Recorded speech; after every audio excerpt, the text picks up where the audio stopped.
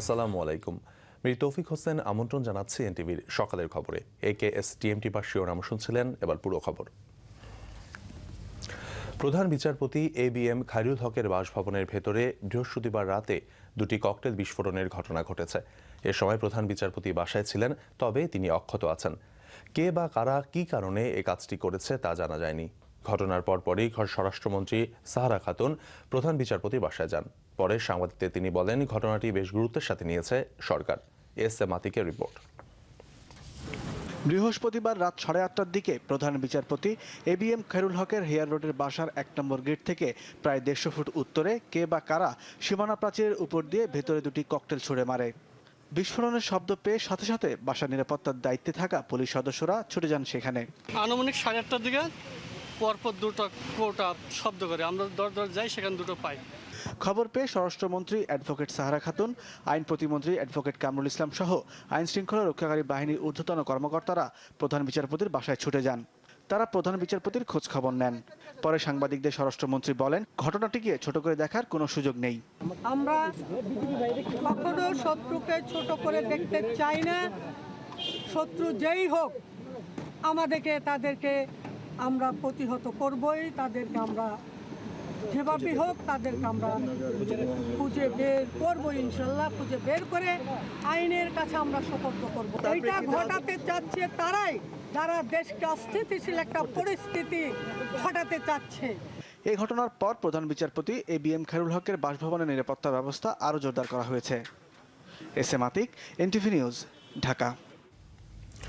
দেশের বিভিন্ন অঞ্চল থেকে আসা কাঁচা চামড়ায় ভরে যাচ্ছে রাজধানীর ট্যানারি। সরবরাহ ভালো থাকায় এবার স্বস্তিতে আছেন ট্যানারি মালিকরা। তবে বেশি দামে চামড়া কিনে লোকসানের মুখে পড়েছেন খুচরা পর্যায়ের ব্যবসায়ীরা। চামড়া নিয়ে ঢাকার আড়তগুলোতে এসে কেনা দামেও তা বিক্রি করতে পারছেন না অনেকেই। আড়তদাররা বলছেন, নির্ধারিত দামের চেয়ে দ্বিগুণ দাম হাঁকাচ্ছেন এসব ব্যবসায়ী। জালালউদ্দিনের ক্যামেরায় মারুফ রনির রিপোর্ট। ব্যাংক থেকে ঋণ নিয়ে এবার চামড়ায় ব্যবসায় নেমেছিলেন আব্দুল করিম। রাত 3টায় জামালপুর থেকে 250 পিস গরুর চামড়া নিয়ে পৌঁছান ঢাকার পোস্তায়। শেষ পর্যন্ত তাকে ফিরতে হয় প্রতি পিস চামড়ায় 200 থেকে 300 টাকা পর্যন্ত লোকসান দিয়ে। লাভ তো দূরের কথা, বরং পুঁজি থেকে 1 লাখ টাকা ভেসে গেল চোখের জলে। 258 পিস মাল আনছিলাম, 2260 টাকা পড়তা, 1750 টাকা বিক্রি গেলাম। এভাবে সরকার করলে, কারণ পাবলিক মরবো, জমি বেচা ছাড়া উপায় নেই। রেট দিলে এত আনার পরে দাম কমাই হলেন। কিনছে তো উনি গরুর দামে, কিন্তু বাছুর বলতেছেন এগুলোর মান ভালো না। না, মালে দাম দিব, মাল সুন্দর হবে, সুন্দর দাম পাবে। এমন চিত্র চোখে পড়বে ঢাকার সব আড়তে। ঢাকাসহ বিভিন্ন জেলায় আব্দুল করিমের মতো অনেকেই মাঝারি মানের এক একটি গরুর চামড়া কিনেছেন 2000 থেকে 2100 টাকায়। এতে প্রতি বর্গফুটে দাম আসে 80 টাকার মতো। কিন্তু পোস্তার আড়তদাররা সেই চামড়াই কিনছেন 1800 টাকায়। কারণ ট্যানারি মালিকরা প্রতি বর্গফুটে 70 টাকার বেশি দাম দিতে রাজি নন। মৌসুমী ব্যবসায়ীরা চাচ্ছে আমাদের কাছে যে 90 থেকে 95 টাকা স্কোয়ার ফিট, কিন্তু এই চামড়া কোনোভাবে এই মূল্য আমরা দেওয়া সম্ভব না। কারণ আমরা যে মূল্য দিয়েছি সেই মূল্য থেকে আমরা 5 টাকা থেকে 10 টাকা আমরা মূল্য বেশি দিতে পারি। তারাও যে দামে কিনেছে, আমরাও সেই দামে কিনেছি। তদ্রূপ সেখানে তারা যদি বলে যে আমরা এই মূল্যে, আমরা নির্ধারিত মূল্য ছাড়া নেব না, তাহলে তারা কেন সেই মূল্যের মালগুলো কিনলো? তদ্রূপ আমি মনে করি আমরা সমঝোতার ভিত্তিতে তাদের সঙ্গে আলোচনার মাধ্যমে আমরা আমাদের এই চামড়াগুলো বিক্রি করব। খুচরা ব্যবসায়ীরা লোকসান গুনলেও বড় ট্যানারি মালিকদের জন্য এই ঈদ স্বস্তির। কারণ এবার চামড়া পাওয়া যাচ্ছে প্রত্যাশার চেয়ে বেশি। তবে তাদের দাবি, এই বাড়তি যোগানের সাথে দামের কোনো সম্পর্ক নেই। আমরা আশা করেছি যে এই বছর আমরা 10 থেকে 15% চামড়া বেশি সংগ্রহ করব, কিন্তু যেভাবে সরবরাহ আসছে আমরা মনে করি যে 20 থেকে 25% চামড়া এই বছর বেশি সংগ্রহ করতে পারবো। দেশের বিভিন্ন অঞ্চল থেকে আসা এসব চামড়া এখন ঢুকছে ব্যবসায়ীদের আড়তে। নির্ধারিত দামের চেয়ে কিছুটা বেশি দামে কিনেছেন তারা। তবে ট্যানারি মালিকগুলো এই দামে কিনবেন কিনা সে বিষয়ে এখনও শঙ্কা রয়ে গেছে। কিন্তু আশাবাদী চামড়া আড়ত ব্যবসায়ীরা। তারা বলছেন এই দামেই তারা বিক্রি করতে পারবেন। মারুফ রনি, NTV নিউজ, ঢাকা। বিরোধী দলের প্রতি অগণতান্ত্রিক আচরণ, দ্রব্যমূল্যের ঊর্ধ্বগতি আর আইনশৃঙ্খলা পরিস্থিতির অবনতির প্রতিবাদে সরকারের বিরুদ্ধে সর্বাত্মক আন্দোলনে যাবে BNP। বৃহস্পতিবার গুলশানে চেয়ারপারসনের কার্যালয়ে বিএনপির সিনিয়র যুগ্ম মহাসচিব মির্জা ফখরুল ইসলাম আলমগীর জানিয়েছেন, বিরোধী দলের ডাকা এই আন্দোলন কোনো ব্যক্তিগত ইস্যুতে হবে না। দলের চেয়ারপারসন বেগম জিয়া কোন বাড়িতে থাকবেন তা পারিবারিক এবং দলীয় সিদ্ধান্তের উপর নির্ভর করছে বলেও জানান তিনি। রিপোর্ট করছেন ফারহানা হীরা। ঈদ শুভেচ্ছা বিনিময় অনুষ্ঠানে সরকার পতনের আন্দোলন কর্মসূচি দেওয়ার ঘোষণা দেন বিএনপি চেয়ারপারসন বেগম খালেদা জিয়া। পরদিন একই কথার প্রতিধ্বনি করলেন দলের সিনিয়র যুগ্ম মহাসচিব। সরকারের গণতান্ত্রিক আচরণের কোনো ইচ্ছা আছে বলেই আমরা মনে করছি না। সরকার সম্পর্কে আমরা যেটা আশঙ্কা করছি প্রথম থেকেই, যে তারা সেই তাদের পুরনো ঐতিহ্য অনুযায়ী একদলীয় শাসন ব্যবস্থাকে আবার চালু করতে চায় ইন এ ডিফারেন্ট ফর্ম। এখন আন্দোলন করা ছাড়া তার বিকল্প কোনো পথ নেই। 3 বছর 2 বছর সেটা দেখার সময় নেই, আমাদেরকে এখনই আন্দোলনে নামতে হবে, জনগণকে সম্পৃক্ত করতে হবে এবং এই সরকার যে ব্যর্থ হয়েছে সে বিষয়টা জনগণের সামনে তুলে ধরতে হবে। বেগম জিয়া বর্তমানে ছোট ভাইয়ের বাসায় থাকলেও স্থায়ীভাবে কোথায় থাকবেন তা এখনও ঠিক হয়নি। তার গুলশান এভিনিউয়ের 196 নম্বর বাড়িটি বহুজাতিক প্রতিষ্ঠানকে দীর্ঘমেয়াদে ভাড়া দেওয়ায় আপাতত সেখানে উঠতে পারছেন না তিনি। আর তাই গুলশান কার্যালয়ের আশেপাশে চেয়ারপারসনের জন্য উপযুক্ত একটি বাড়ি খুঁজছে দলটি। যে পদ্ধতিতে তাকে সে বাড়ি থেকে উচ্ছেদ করা হয়েছে সেটা সম্পূর্ণ অমানবিক, অশালীন, অপমানজনক। আমরা কখনোই কোনো ব্যক্তিগত দৃষ্টিকোণ থেকে আন্দোলন করছি না। বেগম খালেদা জিয়ার বাড়িটি কোনো ব্যক্তিগত বাড়ি নয়। এই বিষয়গুলো তো কিছুটা আপনার মানে পারিবারিক, কিছুটা দলীয়, সুতরাং এই সিদ্ধান্তগুলো আপনার সেইভাবেই নেওয়া হবে। ফারহানা হীরা, এনটিভি নিউজ, ঢাকা। ঈদের পরদিন বৃহস্পতিবারও পশু কোরবানি দিয়েছেন অনেকে। কেউ কেউ বছরের পর বছর ধরে এমনটাই করে আসছেন, আবার কেউ বা কসাই পাননি বলে ঈদের দিন কোরবানি দিতে পারেননি। পাশাপাশি চলছে ধর্মীয় প্রথা মেনে মাংস বিতরণ। অন্যদিকে সিটি কর্পোরেশনের ঘোষণা অনুযায়ী ঈদের 2 দিনের মধ্যে সব বর্জ্য অপসারণ সম্ভব হবে কিনা এ বিষয়ে সন্দেহে আছেন রাজধানীবাসী। রিপন চন্দ্র দাসের ক্যামেরা রিপোর্ট করছেন রকুনউদ্দিন। ঈদের 2 দিন বেশ ভালো সময় কাটে রাজধানীর সোয়ারীঘাটের মাঝিদের। কারণ ঈদের দিন ও পরের দিন পারিবারিক রীতিনীতি পালন করতে যারা নদীর এপার ওপার যাওয়া আসা করেন তাদের কাছ থেকে ভাড়ার বাইরেও বকশিসটা ভালোই পাওয়া যায়। আর এই গরুর আস্ত রানের রহস্যটা কিন্তু পুরান ঢাকার পারিবারিক রেওয়াজ। রীতি মেনে পরিবারের সম্মান ধরে রাখতেই শ্বশুরবাড়িতে এমন রান পাঠান অনেকেই। একদম পুরো রান নিয়ে যাচ্ছেন? জি, প্রতি বছরই দেওয়া হয়। তাই? জি। কেন দেন? নিয়ম কি, এটা একটা আমাদের হয়েছে, মানে সবাই শ্বশুর বাসা থেকে পাঠায়, আমাদের এখান থেকে শ্বশুর বাসায় যায়, এরকমই। শুধু এ কারণেই নয়, নানা সমস্যার কারণেও রাজধানীর বিভিন্ন স্থানে বিশেষ করে পুরান ঢাকার অনেকেই কোরবানি দিয়েছেন ঈদের পরের দিন। পরিবারের আর সবার মনটা একটু খারাপ হলেও ঝক্কি ঝামেলা এড়াতেই এমনটা করেছেন বলেও জানালেন কেউ কেউ। কালকে কষাই পাইনি, আমরা খুব কষ্টে চেষ্টা করছি। পুরান ঢাকাতে খুব ডিমান্ড কষাই। বাসায় আর যারা আপনার ফ্যামিলি আছে তারাও এমব্রেসিং, বাট কিছু করার নাই। আমাদেরও কষ্ট হয়েছে, আমরা মাংস ছাড়া কালকে কোরবানি খাইছি। আজকে আমাদের জন্য কোরবানি আসল খাওয়া হবে আর কি। গতকালকে কেরানীগঞ্জে মা বাবার সাথে ওইখানে দিছি, আজকে এখানে দিতেছি। ওই প্রথম দিনের গ্যাঞ্জাম হয়ে জায়গায় কষাই পাওয়া যায় না, কষাই না পাওয়াতেই মনে করেন একটু, তারপরে একটু ব্যস্ততার কারণেই মনে করেন এদিক ওদিক যাওয়া লাগে না, অনেক কাজ থাকে আর কি। এটার জন্য আমরা ঈদের পরের দিন থেকে খুব ভালো লাগে। এদিকে রাজধানীতে বর্জ্য অপসারণের কাজ চললেও সিটি কর্পোরেশনের ঘোষণা অনুযায়ী ঈদের 2 দিনের মধ্যে সব বর্জ্য অপসারণ করা সম্ভব হবে কিনা তা নিয়ে সংশয়ে আছেন অনেকেই। যেমন রাজধানীর বাবুবাজার পশুরহাটের বর্জ্যগুলো এখনও পড়ে আছে এভাবেই। রকুনউদ্দিন, এনটিভি নিউজ, ঢাকা।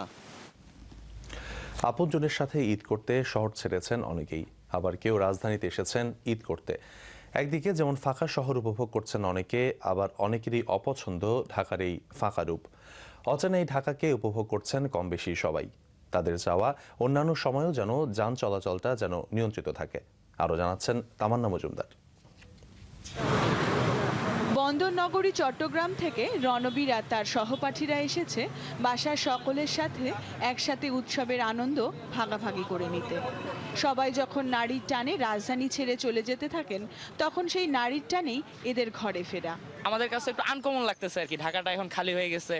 আমরা চাই সবসময় এত খালি দরকার নাই, আমরা সবাই আমাদের মধ্যে লাইফ লিড করুক, একটা মানে মানুষজন একটা স্বাভাবিক জীবনযাত্রায় থাকুক, বাট যাতে ভোগান্তিটা না হয়। ছুটি যদি হয় এরকম ঢাকা ফাঁকা ঢাকা, তো সেটা মজাটা আরও বাড়ায় দেয়। সবাই একসাথে হতে পারি না এই শুধুমাত্র জ্যামের কারণে, বিভিন্ন কারণে দেখা যায় বিভিন্ন জায়গা থেকে বিভিন্ন জন আসতে অনেক সময় লেগে যায়। আমার কাছে যেটা মনে হয় যে ঢাকার মতোই বেস্ট, ভিড় থাকবে, তারপরে যানজট থাকবে, আমরা ঢাকাতে তো চিনি এভাবেই। ফাঁকা হয়ে আসা এই ব্যস্ত শহর অনেকের কাছেই পড়ে পাওয়া 14 আনা, তার সদ্ব্যবহার তো করতেই হয়। বাসার ক্ষুদে সদস্যদের মন উৎফুল্ল রাখতে তাই অভিভাবকরা কোনো কসুর রাখতে চাননি।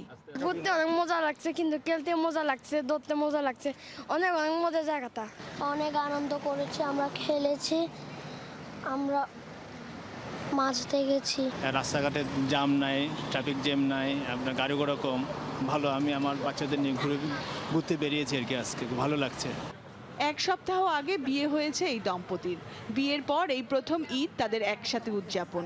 ফাঁকা শহরটায় ঘুরতে পেরে খুশিতে উপচে পড়েছিলেন দুজনেই। অনেকটা মনে হচ্ছে যে অনেক বেশি সিকিউরড শহরটা আগে থেকে, এবং খুব রিল্যাক্সভাবে বেড়াতে পারছি, কোথাও কোনো ঝামেলা হচ্ছে না, গ্যাঞ্জাম নাই, এই জিনিসটা খুবই ভালো। এই তো বিয়ের পর ফার্স্টে আসছি, সবার সাথে বেড়াতে খুব ভালো লাগছে আর কি, ঘুরতে আসছি। ফাঁকা রাস্তাঘাটে ঘুরে বেড়ানোর মজাই আলাদা। তবে একটা মানুষ দিয়েই তো ভিড় তৈরি হয়, আর ওই ভিড়ের মধ্যেই থাকে কারো প্রিয়জন। তাই শহরটা ফাঁকা হয়ে এলে তাদের মনটাও খালি খালি লাগে। তামান্না মজুমদার, NTV নিউজ, ঢাকা। ঈদের ছুটি রোজ আসে না, তাই মিষ্টি শীতের বিকেলে বেড়াতে বেরিয়েছিলেন অনেকেই। তাই ফাঁকা রাজধানীতে ভিড় জমেছে বিনোদন কেন্দ্রগুলোতে। সব বয়সী মানুষের পদচারণায় মুখর বিনোদন কেন্দ্রগুলোর খবর জানাচ্ছেন তামান্না জেনিফার।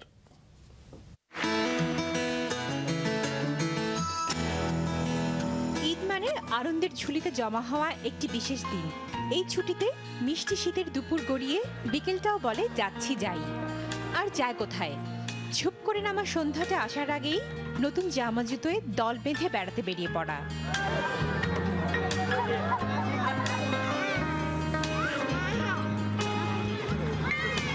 পড়াশোনা, পরীক্ষা, বাবা মায়ের অফিস, ব্যস্ততা, যানজটের ঢাকা, কি সন্ধ্যায় বই নিয়ে পড়তে বসার তাড়া, সব অজুহাত শিখিয়ে তুলে আবদার মেলে ধরার দিন আজ। শূন্যতা ভরে তোলাই অন্যরকম এই দিনের কাজ। বাবার সাথে আজকে বঙ্গবন্ধু লেকে এসেছি, কালকে আম্মুকে নিয়ে যাব আবার। বিয়ের পর যেহেতু প্রথম ঈদ অবশ্যই স্পেশাল হবে ওইটা, আর অনেক ভালো লাগতেছে।